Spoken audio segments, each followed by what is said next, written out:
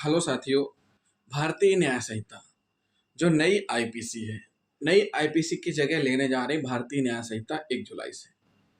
तो भारतीय न्याय संहिता की धारा 55 और आईपीसी की धारा 115 115 मृत्यु या आजीवन कारावास से दंडनीय अपराध का दुष्प्रेरण, मतलब एक ऐसे अपराध का दुष्प्रेरण, ऐसे अपराध के लिए उकसाना जिसमें दंड कितना है, मृत्यु या आजीवन कारावास, यानी गंभीर प्रकृति के अपराध करवाने के लिए उकसाना या बुरी प्रेरणा देना, उसके लिए दंड। इस धारा में गंभीर अपराधों के लिए दंड का प्रावधान है। इस धारा में क्या है? गंभीर अपराध के दंड के लिए प्रावधान है। यह धारा ऐसे कुछ अपराधों के दुष्प्रेरण को दंडित करती है जो या तो बिल्कुल ही नहीं किए गए हैं या दुष्प्रेरण के परिणाम स्वरूप ना किए गए हों या केवल अंशतः ही किए गए हों। क्या कहती है? या तो केवल अंशतः ही किए गए हों। इस धारा के लागू होने के लिए निम्नलिखित 3 शर्तें आवश्यक हैं। कौन कौन सी? दुष्प्रेरित अपराध मृत्युदंड या आजीवन कारावास से दंडनीय होना चाहिए। दुष्प्रेरित अपराध वास्तव में कारित ना किया गया हो। ऐसे अपराध के दुष्प्रेरण के लिए दंड का कोई प्रावधान नहीं होना चाहिए। ये 3 शर्तें हैं। इन तीनों शर्तों को हम समझाएंगे। कैसे समझाते हैं आपको। धारा में बताया गया है कि कोई व्यक्ति ऐसे अपराध का दुष्प्रेरण करता है जो मृत्युदंड या आजीवन कारावास से दंडनीय हो, तो इस धारा के अंतर्गत निम्न प्रकार से दंडित किया जाएगा। यदि अपराध घटित होता है, यदि अपराध घटित हो गया, यदि अपराध घटित हो गया तो धारा 4950 यानी 109 110 आईपीसी और भारतीय न्याय संहिता के तहत 49 और 50 के तहत दंडनीय अपराध से दंडित होगा।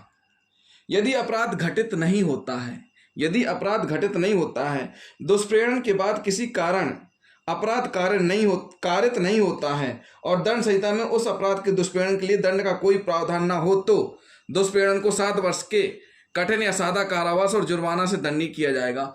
यहाँ जो लिखा है ना, ऐसे अपराध के दुष्प्रेरण के लिए दंड का कोई प्रावधान नहीं होने का मतलब यह है कि आईपीसी या भारतीय न्याय संहिता में कहीं जिक्र ना हो तो यहाँ पर उसको दंड मिलेगा। किस लिए? कि उसने दुष्प्रेरण किया लेकिन दुष्प्रेरण उसका सफल नहीं हुआ, मतलब उसने उकसाया लेकिन वो सफल नहीं हो पाया, यानी अपराध कारित नहीं हुआ है। तो ऐसी स्थिति में कितनी है सजा? 7 वर्ष तक की।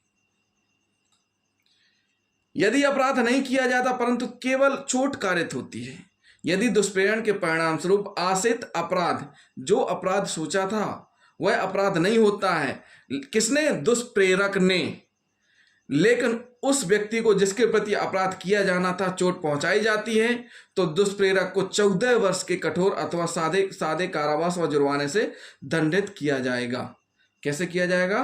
14 वर्ष या सादा कारावास, 14 वर्ष के कठोर या सादा कारावास से दंडित किया जाएगा, साथ में जुर्माना भी लगेगा।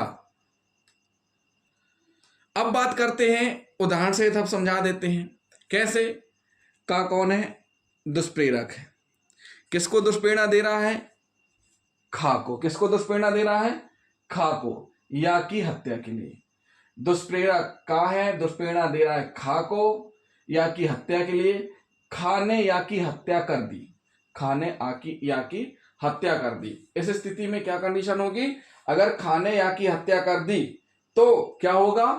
खा को आजीवन कारावास की सजा होगी, प्लस जो दुष्प्रेरक है उसको 7 वर्ष तक का जुर्माना होगा।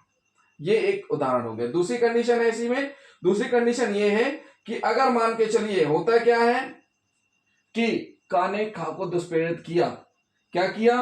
कि या को गंभीर उपत्ति करनी है, तो ऐसी स्थिति में दुष्प्रेरक यानी जो का है उसको 14 वर्ष के कठोर अथवा सादे कारावास से दंडनीय होगा। का ने क्या दुष्प्रेरक किया? दुष्प्रेरक किया खा को, या को हत्या करनी है, लेकिन या को हत्या नहीं हुई, उसको गंभीर उपत्ति हुई है। या ने हत्या न करके गंभीर उपत्ति पहुंचाई है और बच गया है। ऐसी स्थिति में 14 वर्ष के कठोर अथवा सादा कारावास से दंडनीय माना जाएगा। तो साथियों, ये धारा हुई, क्या हुई? ये धारा हुई अपनी 55 आईपीसी की 115।